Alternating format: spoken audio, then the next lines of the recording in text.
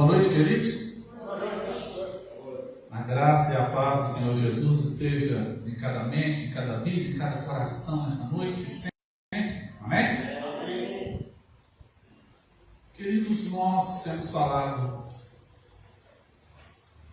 bastante sobre o Espírito Santo hoje, e a nossa mensagem está totalmente interligada com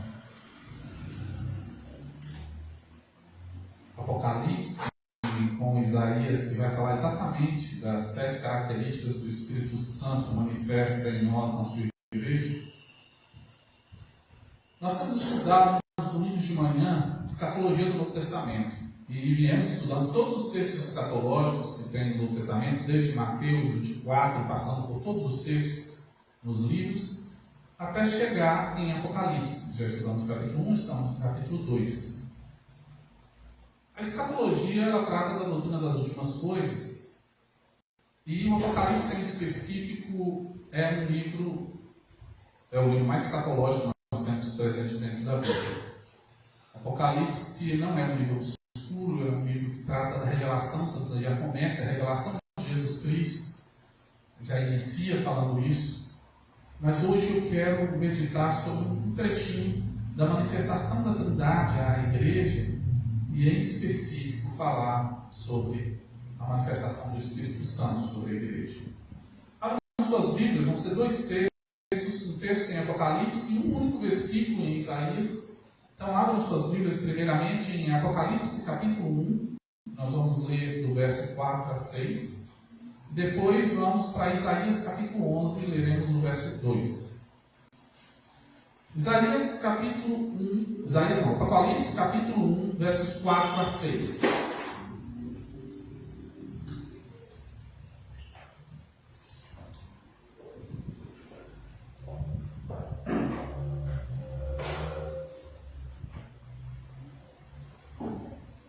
Apocalipse, último livro da Bíblia, capítulo 1, versos 4 a 6.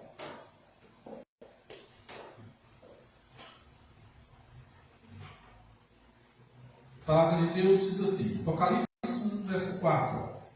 João, às 7 igrejas da província da Ásia, a vocês graça e paz da parte daquele que é, que era e que há de vir, dos 7 Espíritos que estão diante do seu trono, e de Jesus Cristo, que é a testemunha fiel, o primogênito dentre os mortos, o soberano dos reis da terra.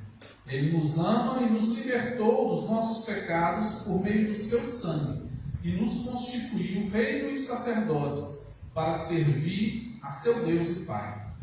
A Ele sejam glória e poder para todos os sempre. Amém. Nesse texto, nós temos já a saudação de João, iniciando o livro, e o direcionamento a quem foi direcionado esse livro. Eu disse isso nos estudos pela manhã. Quando João escreve o Apocalipse, da mesma forma quando Paulo escreve uma carta, por exemplo, aos Colossenses, aos Efésios, Paulo não tinha na sua mente ideia de que quase 2000 anos depois essa carta estaria sendo lida numa igreja em São Gonçalo do Sapucaí e comentada. João não tinha ideia que quando ele escreveu o Apocalipse estaria sendo lido e comentado e estudado nas diversas igrejas do mundo em 2022. É óbvio que ele não tinha essa noção, mas, inspirado por Deus, inspirado pelo Espírito Santo, ele vai escrever primeiramente àquelas pessoas da época, e depois esse livro vai continuar com a palavra de Deus falando eternamente, falando em todas as gerações que viriam. Então esse livro, a princípio, orientado às 7 igrejas do Apocalipse. E essas 7 igrejas da Ásia estão no capítulo 2 e no capítulo 3. Essas 7 igrejas são igrejas que constituíam uma parte da Ásia extremamente grande, uma parte da Ásia bastante populosa, uma parte da Ásia bastante representativa, e ali João vai escrever para essas igrejas, indicando ali a leitura do Apocalipse, para ser um reforço espiritual para eles, para ser um alerta espiritual, para ser um consolo espiritual. Então você vai perceber que depois do capítulo 2 e do capítulo 3, que fala de cada uma dessas igrejas, tudo que vai ser falado ali a princípio é para a igreja da época, mas não aconteceu naquela época, e continuou, e as pessoas continuaram estudando o Apocalipse e esperando a volta de Cristo, e nós estamos hoje ainda aguardando, e os sinais cada vez se mostram, e tudo indica que estamos muito próximos mesmo da volta do Senhor Jesus. E aí as profecias apocalípticas se cumprirão. Mas hoje eu não quero falar especificamente do Apocalipse. Eu quero falar sobre a manifestação da Trindade na igreja. Nós temos um livro direcionado às igrejas, então direcionado a nós hoje também. E aqui fala que esse livro, graça e paz, da parte, primeiro, do Pai, de Deus Pai, que é aquele que era, que é e que há de vir. Como é que eu sei que é Deus Pai? Se eu for no verso 8, ele mesmo explica que é Deus Pai. Fala assim: eu sou o Alfa e o Ômega, diz o Senhor Deus. O que é, o que era e o que há de vir, o Todo-Poderoso. Então deixa claro que é o Deus Pai. Eu vou pular os 7 Espíritos, que nós vamos falar bastante sobre ele. E aí ele fala dos 7 Espíritos que estão diante do meu trono. Esse é o Espírito Santo, são as 7 manifestações do Espírito Santo que nós vamos ler agora em Isaías. E depois fala do Senhor Jesus, que é bem claro, o Senhor Jesus não tem como interpretar outra coisa que fala. E do Senhor Jesus Cristo, que é, e aí fala várias coisas a respeito dele. Ele é testemunha fiel, ele é o primogênito dos mortos, é o soberano dos reis da terra. Ele nos ama e nos libertou dos nossos pecados por meio do seu sangue. Nos constituiu rei e sacerdotes para servir a seu Deus Pai. Deus e Pai. A Ele sejam toda a glória para todos sempre. Amém. E aqui falou do Deus Pai, falou do Deus Filho e fala do Espírito Santo, dizendo essas 7 características. Então hoje eu quero meditar um pouquinho sobre esses 7 Espíritos que estão diante do trono de Deus, que na verdade é o próprio Espírito Santo e a manifestação do Espírito Santo sobre a nossa vida. Então abram suas Bíblias em Isaías capítulo 11, e hoje nós estaremos falando sobre essas 7 características que o Espírito Santo manifesta na sua igreja, e que são características que nós precisamos ter na nossa vida se realmente nós servimos a Deus. Isaías capítulo 11, verso 2. Abram suas Bíblias, por favor.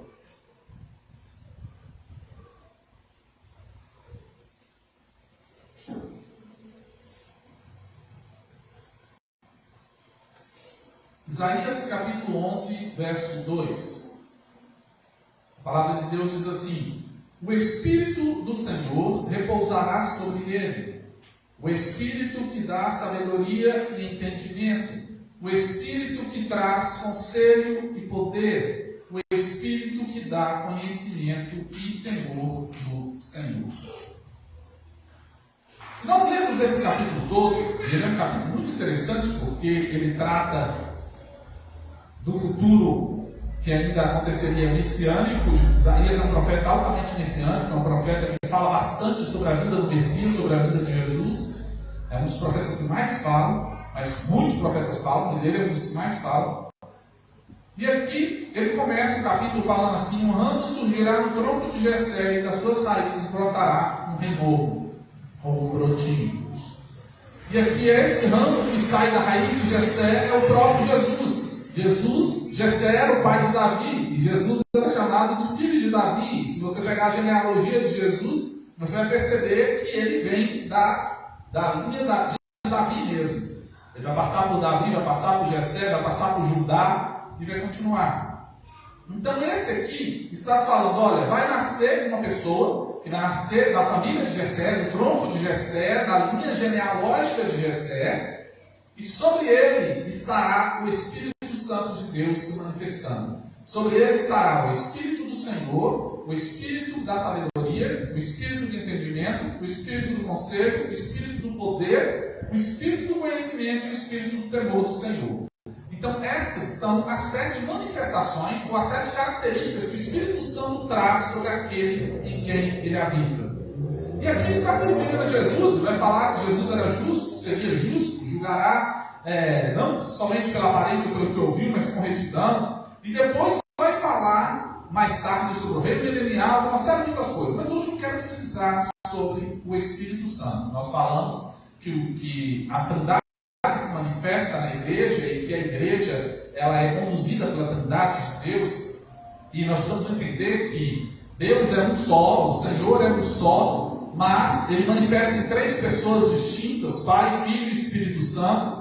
Eu estive falando na página da Departamento Infantil, que está estudando sobre esse assunto para crianças, e eu estive falando que, assim, não existe nada no nosso universo, que nós conheçamos, pelo menos, que possa desenhar a Trindade para nós. Nós temos coisas que nós comparamos a Trindade, mas que nunca vai ser igual. Por quê? Porque só Deus é Deus. Não existe outro ser que seja igual a Deus, que eu possa pegar e comparar ele a Deus.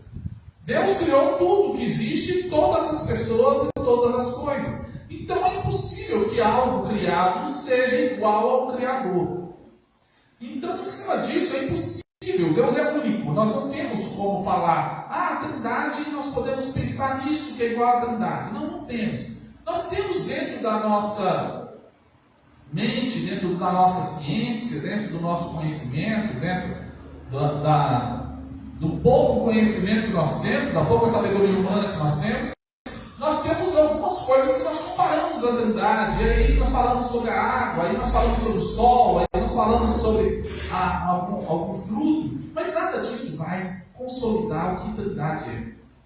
Mas o certo é que a Trindade habita em nós. Quando a Bíblia diz que o Espírito Santo está em nós, o Espírito Santo habita em nós, não tem como só o Espírito Santo habitar em nós e Deus Pai está fora e Deus Filho está fora. Não tem como, os 3 estão aqui dentro. Tanto que nós vamos ver Deus falando que não deixarei nem desampararei. Nós vamos ver Jesus falando, eis que estou convosco todos os dias até a consumação dos séculos. E nós vamos ver o Espírito Santo habitando no homem perpetuamente quando ele aceita Jesus. Ele é selado, marcado e o Espírito Santo passa a habitar nele. Então nós temos a manifestação da Trindade nas pessoas. Então a Trindade se manifesta na igreja.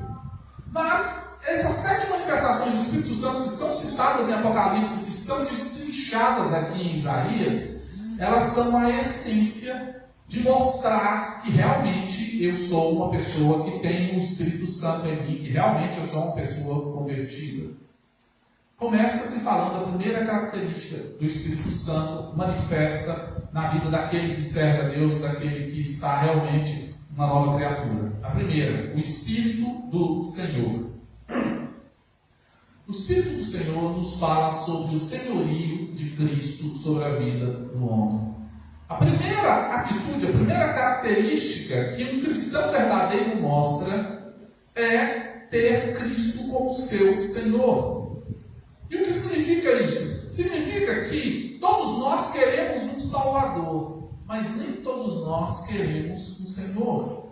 Todos nós queremos alguém que nos salve dos nossos problemas, alguém que nos salve da condenação eterna, alguém que nos salve das nossas decisões erradas. Mas nem todos queremos alguém a quem nós tenhamos que reportar, alguém a quem nós tenhamos que servir. E entenda que no reino dos céus, que eu falo isso vez por outra, no reino dos céus não há vaga para rei. A vaga de rei foi preenchida por Cristo. Só sobrou vaga de servo. Então, se eu quero fazer parte do reino de Deus, se eu quero realmente ser uma pessoa salva, a primeira atitude que eu mostro perante o mundo é me render ao senhorio de Cristo.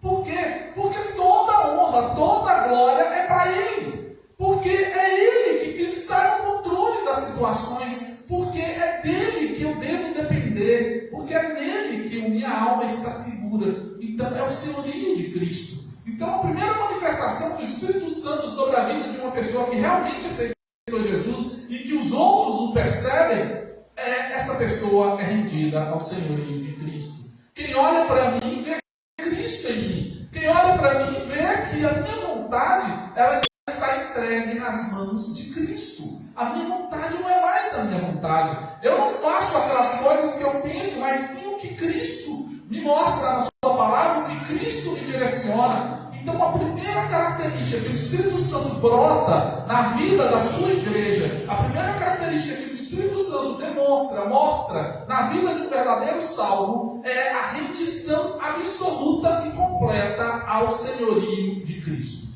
Eu não pertenço mais a mim, eu pertenço a Cristo. E é tão interessante isso, porque quando você pega cartas escritas no Novo Testamento, você vai ver que fala assim: Paulo, servo do Senhor Jesus Cristo; Judas, servo do Senhor Jesus Cristo; Tiago, servo do Senhor Jesus Cristo. Você percebe que eles entendiam que eles eram servos.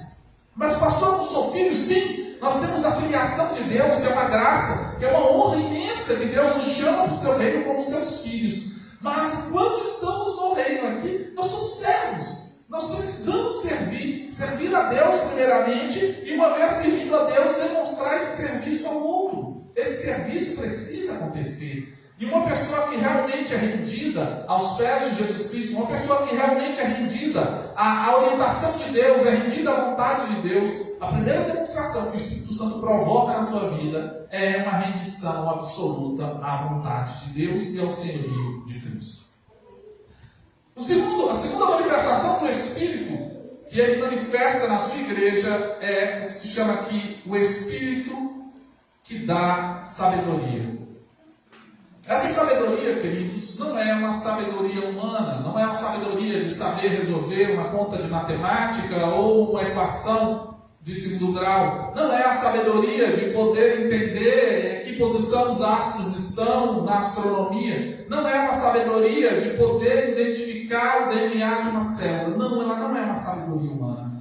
O Espírito que dá sabedoria é a sabedoria que nós temos de Deus em nós para tomar as decisões corretas. É a sabedoria de Deus em nós para vencer as tribulações. É a sabedoria de Deus em nós para sabermos ficar calados nas horas certas e para sabermos falar nas horas certas. Há grande sabedoria nisso.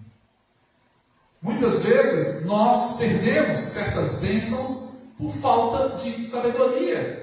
Aquilo está disponível, aquilo está próximo, aquilo está ali, mas eu não tenho sabedoria para tomar as decisões corretas. E aí eu acabo, como se fala no ditado, passando o carro diante dos bois. Eu acabo fazendo algo que não deveria ter sido feito, por falta de sabedoria. Mas a palavra de Deus diz que o Espírito Santo, ele estaria trabalhando em nós, nos dando a sabedoria de Deus para que nós pudéssemos falar a palavra de Deus, para que nós pudéssemos pronunciar as palavras de Deus na hora certa, da forma certa, do jeito certo, para que nós pudéssemos agir da maneira correta e obedecer os mandamentos de Deus. Então, além do Espírito do Senhor que nos fala sobre o senhorio de Cristo, nós temos o Espírito da sabedoria, o Espírito que dá sabedoria, para que nós tenhamos a condição de decidir corretamente e vencer as tribulações da vida. E o texto continua, e nós falamos de duas características do Espírito Santo, e chega a terceira: o Espírito do entendimento, o Espírito que dá entendimento. E entendimento aqui é a mesma palavra traduzida para discernimento, ou seja, o Espírito que nos dá discernimento para entender as palavras do maligno e não ser enganado por ele. O Espírito que nos dá discernimento para saber se esse caminho está certo e se esse caminho não está. O Espírito que me dá discernimento através do conhecimento bíblico que eu tenho, que busco o Senhor aqui, e ele me dá clareza para que eu possa entender e falar: não, a vontade do Senhor é essa. Quantas vezes o inimigo nos tenta, quantas vezes o inimigo coloca laços para nos capturar, e nós precisamos ter discernimento, nós precisamos ter a sabedoria de Deus, nós precisamos estar rendidos a Cristo para vencer aquele laço. Dentro do discernimento é essencial que o cristão esteja longe da aparência do mal. Quantas vezes as pessoas caem, por quê? Porque algo é mal, ele aparenta mal, e mesmo assim eu me aproximo dele, mesmo assim eu trilho aquele caminho. Se eu trilho um caminho mal, a chance de eu fazer o mal é muito gigante, é muito grande. Por quê? Porque infelizmente, eu como ser humano, eu tenho uma natureza que é pecaminosa. Por mais que Cristo me transforme numa nova criatura, o velho homem tenta ressuscitar a todo instante. E é uma batalha que vai durar toda a minha vida. Todo momento eu estarei sendo confrontado. Todo momento o diabo, ele sabe o meu ponto fraco. Então o que ele faz? Todo momento ele vai me atacar naquele ponto fraco, naquela área que ele sabe que é mais fácil eu cair. Então ele vai me colocar manjares, ele vai me colocar prazeres diversos para que eu possa trilhar aquele caminho. Então é necessário ter o Espírito que dá entendimento. É necessário ter o Espírito de discernimento para me discernir e falar: opa, essa coisa aqui está começando a ficar feia. Não é para cá que eu tenho que ir, é para ali. Ó, isso aqui não está correto. Eu vou me afastar dessa situação. Eu vou me afastar porque eu sei onde isso vai chegar, porque eu já passei por esse caminho.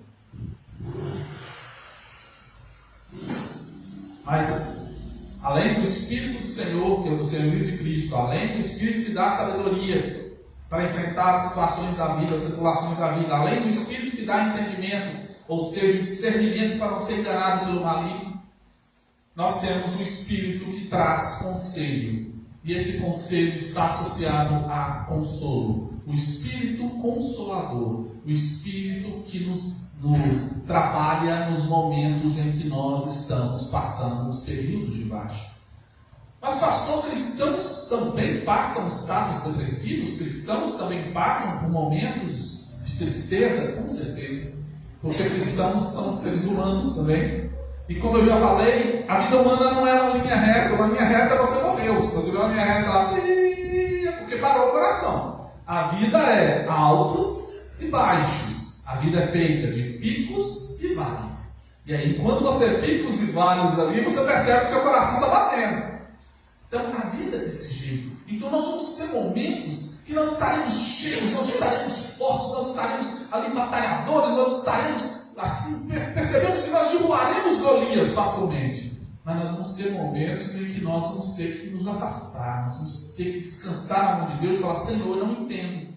Eu não entendo porque eu estou passando essa situação. Senhor, eu não entendo essa enfermidade, eu não entendo essa dificuldade financeira, eu não entendo essa dificuldade com meu marido, com minha esposa. Senhor, eu não entendo isso que eu estou passando com meu filho. Senhor, eu não entendo essa situação que eu estou passando na igreja. Senhor, eu não entendo por que eu perdi o emprego. Vão ter situações que nós não compreenderemos. E talvez nunca compreenderemos. Por quê? Porque são situações que fugiram do nosso controle. Porque são situações que muitas vezes nós mentalizamos uma coisa e depois tudo foi diferente do que nós tínhamos pensado.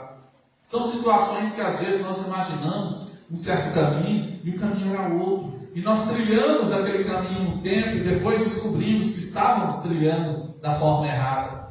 Nem sempre aquilo que parece bom é bom e nem sempre aquela situação que parece ruim ela é uma situação ruim. Muitas vezes Deus usa dessas situações para me corrigir. Deus usa dessas situações para me repreender. Deus usa dessas situações para demonstrar o seu amor para comigo.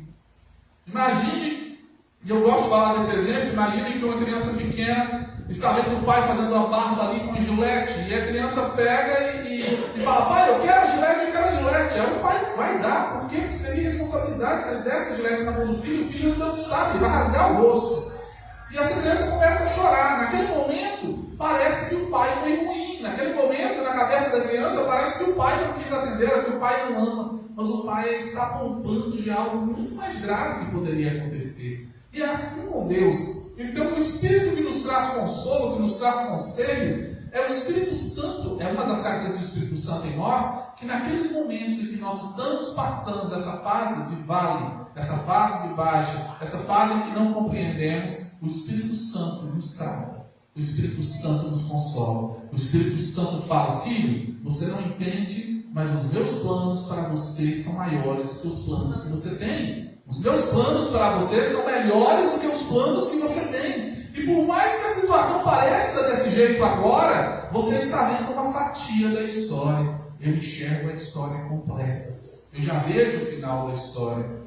Então, além do Espírito do Senhor, que fala do Senhor de Cristo, o Espírito da sabedoria para que nós possamos vencer os momentos difíceis, o Espírito do entendimento que nos traz discernimento para vencer o maligno, o Espírito do conselho que nos traz consolo nos momentos escuros e difíceis da vida, nós temos em quinto lugar o Espírito que traz poder.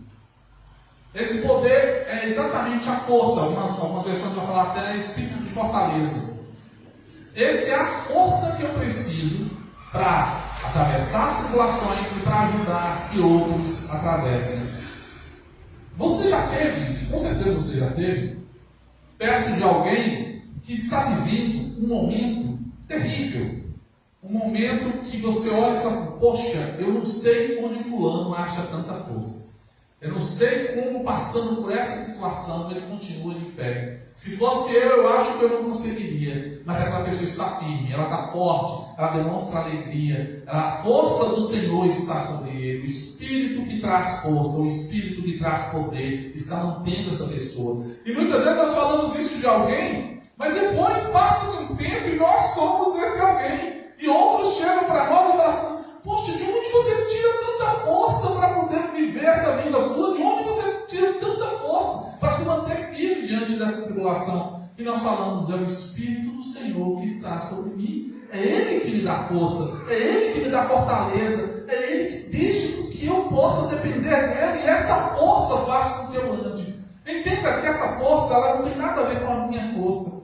A minha força humana, ela não daria condições de vencer a tribulação. A minha força humana, a minha força física, não daria para me vencer os gigantes de tribulação que vêm contra mim. É a força do Senhor sobre mim, é a força do Espírito Santo sobre mim, que possibilita que eu batalhe e possa vencer. Porque é a força do Espírito Santo em mim que faz com que eu seja vencedor.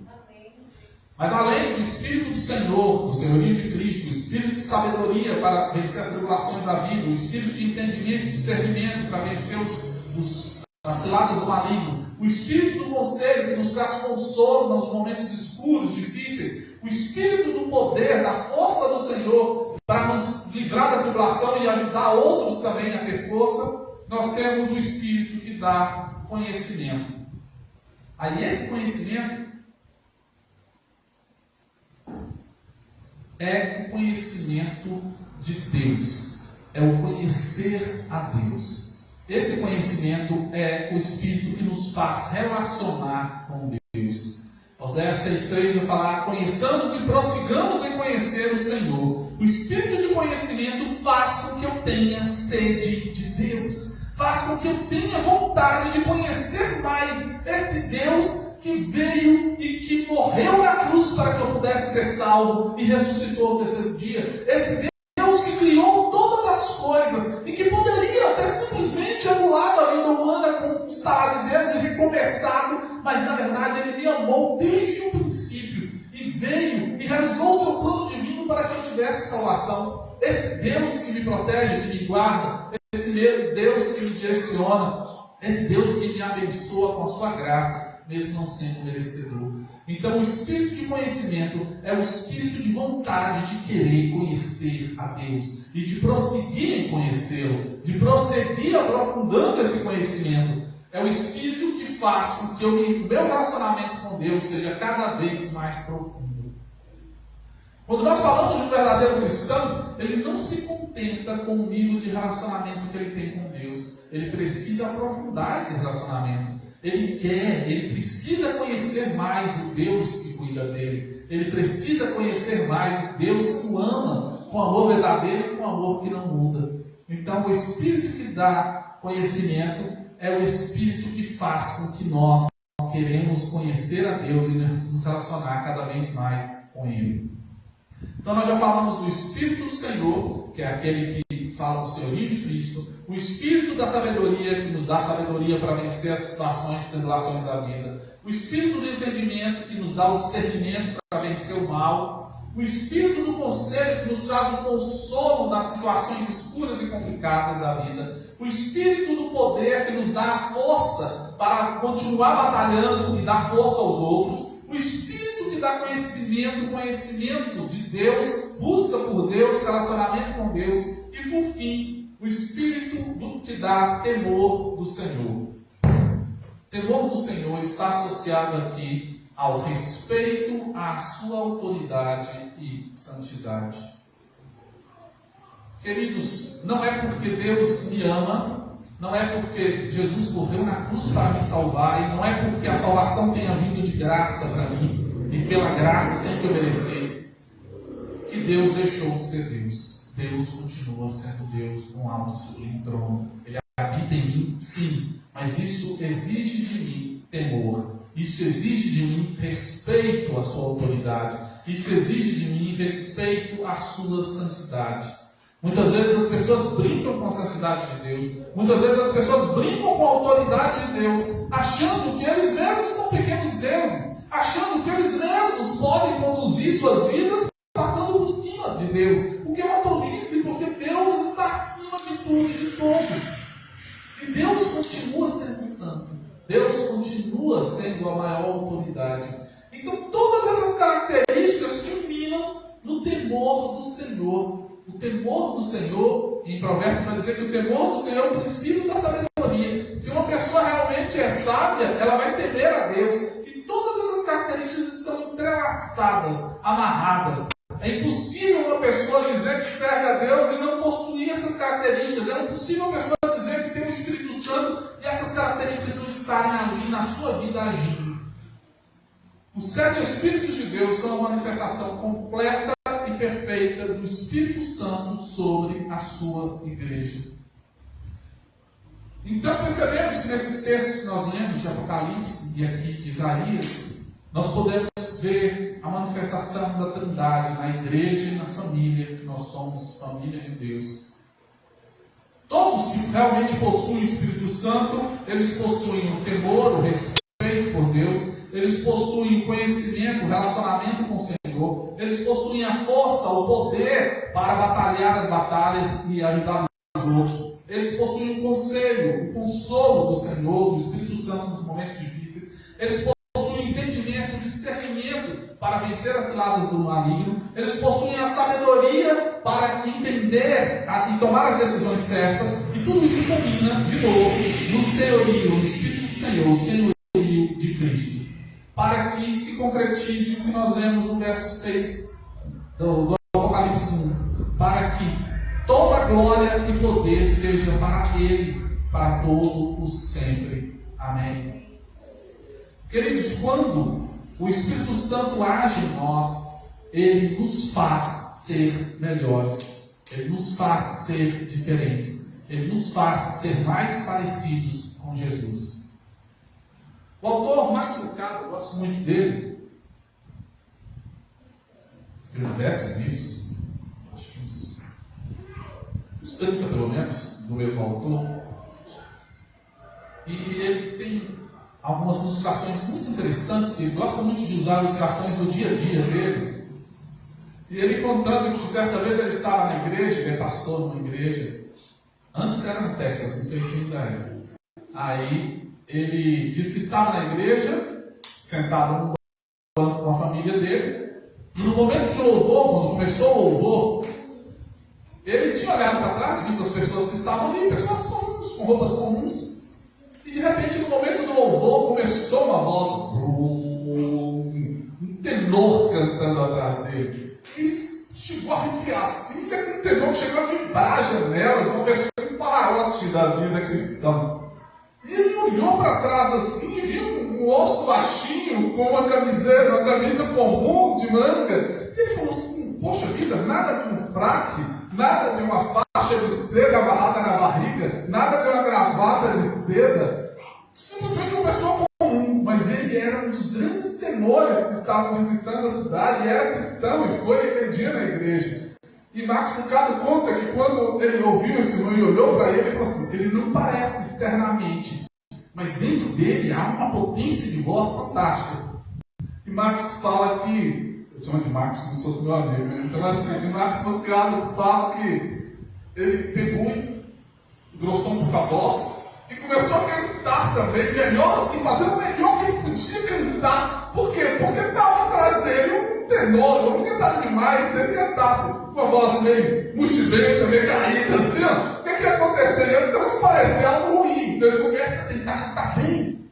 E ele fala assim, poxa vida, aquele homem cantando, aquele irmão cantando atrás de mim, fez com que eu quisesse cantar melhor. E dessa forma eu fizesse a minha voz parecer um pouco melhor. É lógico que se eu comparasse a minha voz com a voz dele, poxa vida, a minha voz seria a voz de uma gralha gritando, e ele seria uma pessoa cantando muito bem. Com a voz de um anjo, não é só a voz de uma gralha, um corvo gritando ali. Mas ele fez isso melhor, porque aquela pessoa me inspirou.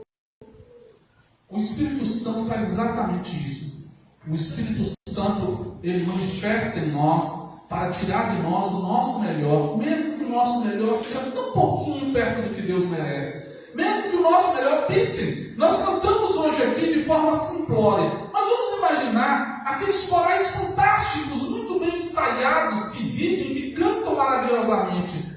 Pegue esse coral e compare com um coral de anjos celestiais cantando. Seria exatamente comparar uma gralha com um grande cantor. Por quê? Porque na verdade o melhor que nós possamos fazer, Deus já tem muito melhor do que isso lá no céu para Ele. Então envolve o amor de Deus por nós, envolve o nosso sentimento para com uma criança. Uma criança pega um papel, rabisca ali e me entrega e fala assim: olha o meu desenho, que lindo! E você não entende o que é a cabeça ali, onde é que fica o pé, o que é aquilo que a criança está mostrando. Aí você fala: poxa, que lindo, o que é isso aqui? A criança fala: é um elefante. E você tem que entender onde que a criança queria ver um elefante ali, mas aquela criança tem 1 aninho, 2 aninhos. Então você fala: poxa, mas que elefante mais lindo, eu vou guardar. Eu estou desenhando as meninas até hoje em casa, muitos desenhos. Então assim, a criança ofereceu o melhor que ela tinha, ela gastou tempo ali desenhando e fazendo, e para ela aquilo está bonito, ela caprichou.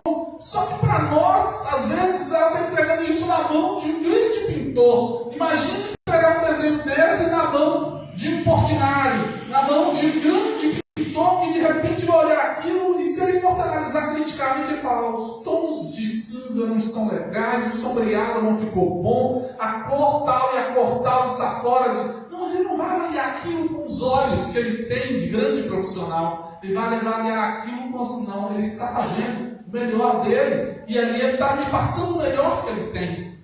O Espírito Santo, quando habita em nós, ele trabalha desse jeito. Ele faz com que nós dediquemos a Deus o nosso melhor. Ele faz com que nós cantemos a Deus do melhor que temos. Ele faz com que nós busquemos a Deus da melhor forma. Por isso que é importante que o Espírito Santo tenha liberdade para agir em nossa vida, e que nós possamos ouvi-lo, e que nós possamos ser conduzidos por Ele para tomar as decisões certas.